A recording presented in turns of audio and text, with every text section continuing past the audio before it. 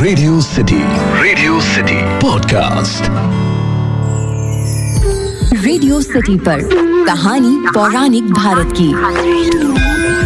तीर्थ यात्रा का फल कब नहीं मिलता है। रेडियो सिटी पर मेरा नाम है अखिल और ये है कहानी पौराणिक भारत की। और आज की ये कहानी श्रीमद् देवी भागवत पुराण से है, जहां पर मानस पुत्र नारद जी के पूछने पर ब्रह्मा जी बताते हैं कि तीर्थ यात्रा का फल कब नहीं मिलता है।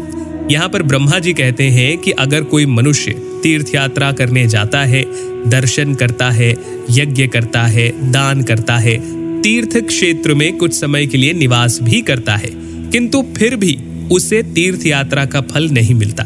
इसका कारण यह है कि तीर्थ यात्रा करने का मुख्य उद्देश्य होता है अपने पापों को नष्ट करना।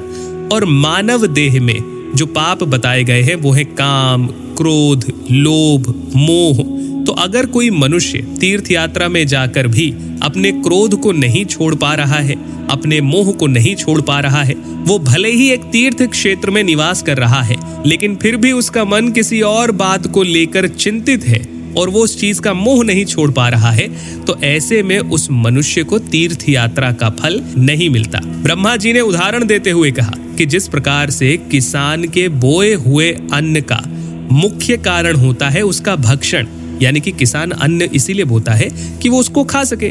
अब अगर एक किसान खेती करता है, जुताई करता है, बीज बोता है, सिंचाई करता है, समय देता है और उसके बाद भी अगर वो अन्न का भक्षण ना कर पाए, उस अन्न को खा नहीं पाए, तो उसकी पूरी खेती व्यर्थ जाती है।